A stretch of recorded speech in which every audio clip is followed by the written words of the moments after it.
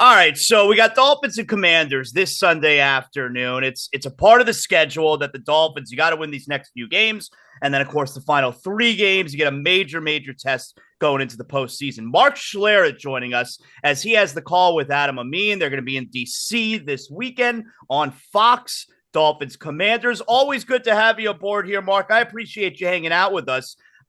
Let's first start with the general narrative around this Dolphin team.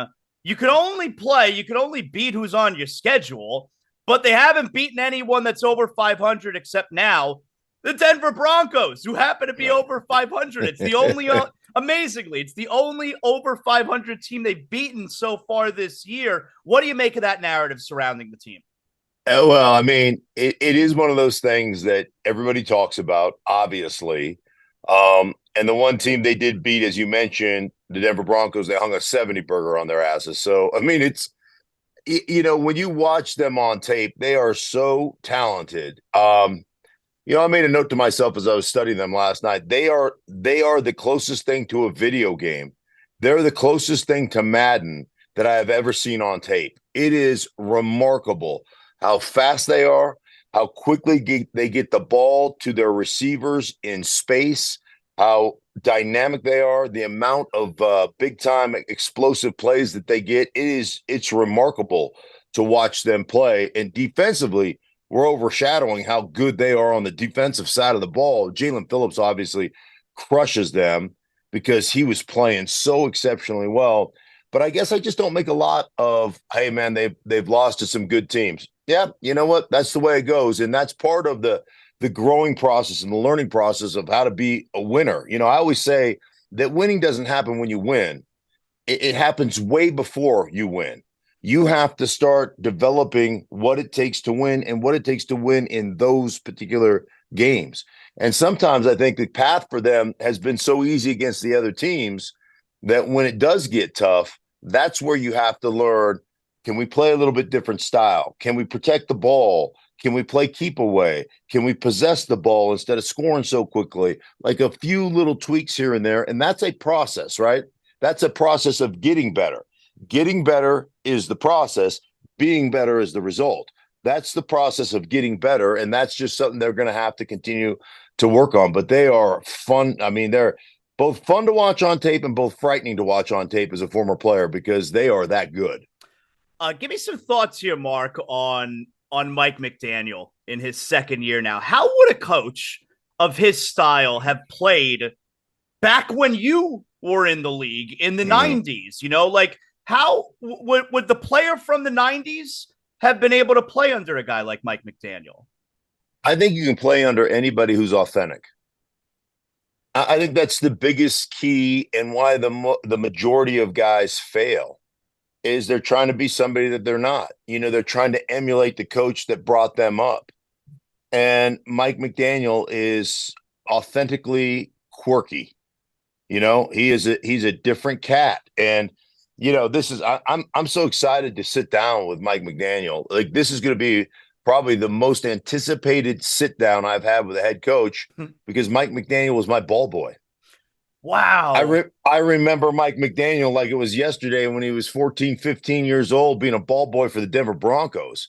So when I was playing in Greeley at training camp, Mike McDaniel is our ball boy. So, I've joked around, man. I think I'm going to bring a locker or, a locker into the meeting room and stuff him in there, something to remind me of old times. But I just find him quirkily authentic. And as long as you're authentic and as long as you are who you are, guys from any generation will respect that. And I think he's got the respect of his football team. There are formations, there are things I don't even know how to chart them. It is so funny because I am so tied into that offense where he came from San Francisco. And obviously with the Shanahans, I'm very tight with the Shanahans. So I spend a lot of time with Mike Shanahan going through the playbook. I mean, I know the formations. I know what they're trying to do. I know what they're trying to exploit. I know, how they're trying to marry the run game and the pass game together. I know all that stuff. And then I watch your guys' tape and I don't even know what to call some of the plays. It is such a metamorphosis from what Kyle Shanahan does to what Mike McDaniel does, and it's all rooted in the same stuff. But I'm telling you what, it's a completely different, it's a completely different tentacle, if you will, to what they're doing in Miami as opposed to what Kyle Shanahan's doing in San Francisco. What you make of Tyreek Hill recently? He came out and he said that this Dolphin team is more talented than the Chiefs team that he won the Super Bowl on. And while it sounds like a little bit of a crazy thing to say, Tyreek Hill has said a number of crazy things since joining the Dolphins, and he's been right about all of them. Like specifically when it came to Tua. So what do you make of that? I am going to defer to the knowledge that he has, the intimate knowledge that he has of his football team, and I don't think there's probably any question. Like with Hill and Waddle and the receiving core that you guys have, and the running backs, and the way you use your running backs. It's so interesting because the NFL is a kind of a between the numbers game. And college is more outside the hashes, that the hashes are obviously wider. So it's kind of like an outside the numbers game. The Miami Dolphins are the most outside the numbers football team in the National Football League. They're the most almost collegiate, spread, get our guys the ball in space outside the numbers where they have to defeat a corner one-on-one who really isn't that interested in tackling anyhow. And they do it better than anybody I've ever seen do it. And so, and the speed they have, the athleticism they have, but that tends to cloud the physicality that they play with. They kick your ass. Like I think they are so talented and so fast that you don't expect to get punched in the mouth. And they're almost a power football team out of, and this is crazy to me, out of shotgun, which is in my mind impossible. I'm watching plays where the running back in shotgun, the running back is it's like near or far, right? He's either on the right or the left. If the tight end's on the left, he's on the left, it's near. So let's call it near gun. And they're running a wide 18 play. Nobody else in the league does it from that because you get trapped by the quarterback. So it's all mid-zone stuff. And they're finding ways. They even loop the back around the back of the quarterback in near. I've never seen that. So you just see these little tiny wrinkles. And every time I see a wrinkle or a formation that I don't even know how to call it, I go, okay, well, I just watched them run the ball out of that. What's the adjunct to that? What's the adjunct run to that? And what's the adjunct play action off of that look? And then Tua's ability to, now he's turned the ball over some here, especially in recent weeks. But his ability to throw the ball with timing into just a window and trust that his receiver is going to get there. He is the best anticipatory thrower that I've watched this year. And I watch a boatload of film. I mean, a boatload. So what they're doing is pretty incredible. It really is. Help me understand something as an offensive lineman. Like you mentioned Tua, he gets the ball out very fast. So that obviously helps when it comes to the offensive line and protecting him. But overall, the Dolphins' offensive line has been very good this year after about 1,000 years of the Dolphins' offensive line being terrible. They've spent high draft picks on offensive linemen, all right? They've spent money on offensive linemen. What's the balance as far as importance level, Mark, when it comes to talent on the offensive line and the coaching or the scheme that the offensive line is going by? What's the balance there? Yeah. You can, it's like the fingers on a hand to make a fist. I always say this about offensive line is all five of us can be doing the wrong thing. As long as all five of us are doing the wrong thing together, it's going to work out. We're going to be okay. And a lot of great offensive line play to me is more about the play caller than it is the necessary, like the individuals that play offensive line.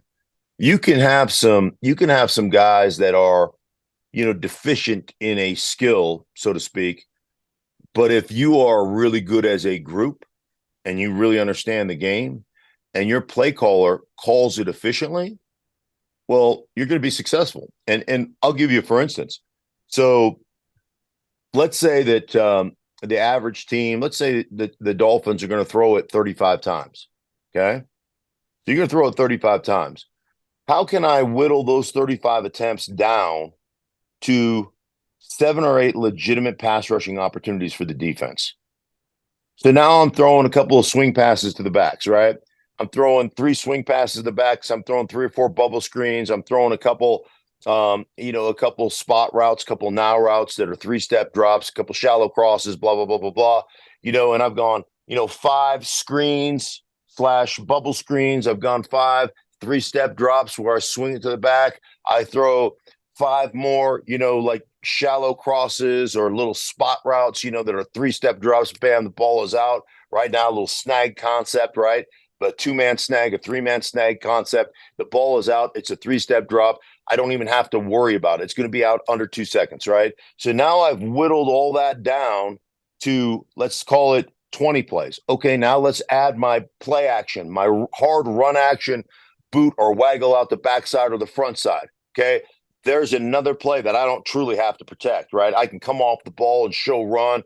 And even if I get beat, we're going to boot out on the backside. We're going to get away from it. Okay. So there's another 5 plays there. So now I'm down to 15 plays. Now I got a couple of play passes where I keep 7 guys in. I'm running a 2-man route with 2 of the fastest dudes in the world, right? With Tyreek and Waddle. So now I've got it down to 10 plays. And now I've got 10 plays effectively that I actually have to pass protect, and they're 5-step drops. Or I could put a couple 5-step drops in there with 0 hitches. So the quarterback hits his 5th step and the ball's out. Well, guess what I can do now? I can change my set. I can say, well, I'm going to upkick this. I'm going to run block it, even though it's a 5-step drop, because I know how quickly the ball's out. I know the timing of the offense. So now all of a sudden I've whittled that down to, let's call it 6 plays where I have to protect. If I can't protect 6 plays, then I suck, and you need to find a different offensive lineman. So that's how you can take a group that maybe hasn't necessarily performed as well as you would have liked, and you can, through play calling, go, shoot, all of a sudden we're great. Well, the play caller has a lot to do with that. I'll tell you the other thing they do exceptionally well is even in their tight zone kind of play. And they do a lot of different stuff, but even in their tight zone stuff, they'll run a lot of that tight stuff out of pitch. And they run the backside like it's like if you're going 14 pitch, right, to the right side, they'll run it on the backside and the front side like it's 18. So they get movement through the style with which they block it, and they get linebackers to displace an extra foot. And it's really a tight zone play, almost a tight cutback play. And so you get displacement based upon the look that you give the guys. And what you're doing is you're trying to get them to go further than you want to instead of cutting them off. And you're cutting them off the backside, understanding the back is going to cut back. So there's nuance to what they're doing that really helps and changes, just changes the way you as a defense see it every week. It's different than what you see every week. And that creates a lot of those explosive plays because you're 8 inches out of position. 8 inches out of position, and Mostert touches the ball. See ya, goodbye. He's going to run by you. I mean, it just is the way it is. That is a really solid explanation, Mark. Thank you. I appreciate you doing this morning. I'll let you go on this. The Broncos. Give me something on the Broncos here. Could you possibly have imagined the Monday morning you're doing your show after the Dolphins win 70-20, and we're here in a spot where, the Broncos can make the playoffs? It's the most embarrassing game I've ever watched. Like the most embarrassing game I've ever watched. I wanted to fire everybody. I wanted everybody fired. It's the first time in my career at ESPN, at Fox, in the radio, where I was like, you got to fire. People have to get fired. First time I've ever done that. And I am blown away by what has transpired. It's why you need to have an adult coaching your football team. Yeah. And Sean Payton is certainly an adult, but one of the big things that Sean does exceptionally well is it's not only finding the strength of your football team and leaning into that, but its mitigating weakness is even more important. So, yeah, I always say put a guy in a position to fail. Don't be surprised when he fails. You're the dumbass that put him there, right? And he has completely simplified and pared that offense down to what Russell Wilson does exceptionally well. They run the ball, they throw the swing passes, they only throw it about 24 times a game. They possess the ball, they make you feel like you gotta break tackles. They make you feel like, hey man, we're limited on possessions. We're not going to get 12. All of a sudden, we're only going to get 7. And you do things you normally wouldn't do, and that's how turnovers happen. You get a receiver, instead of going down on a third down where he's got the first down, he fights for 2 extra yards, and now all of a sudden the cavalry gets there. They populate the ball, boom, somebody punches it out, and it's on the ground. And people say, well, it's not sustainable. Well, if you play that way, you may not get 3 turnovers a game, but you're gonna win the turnover battle. And we both know if you win the turnover battle, you know what you do? You win in the National Football League. So that's really what they're doing, and it's a phenomenal kind of quote unquote coach of the year type performance. If they get in the playoffs, it's got to come down. I mean, Mike McDaniel would be in there. Obviously, D'Amico Ryans in Houston would be in there, but I think you got to put Sean Payton. I think we all had expectations for Detroit. As good as Dan Campbell, as good as the job as he has done, we all had expectations there. I don't think anybody really had expectations in Denver or in Houston. So those two would be front runners for me. McDaniels, depending on how they finish the season, would be right there too. Or McDaniel. I give it plural. You made him plural. I can make him plural because I've known him since he was a little snot-nosed punk. Great job, Mark. I appreciate you doing this morning. Safe trip this week to DC. Hey, my pleasure, Zaz. Take care, buddy.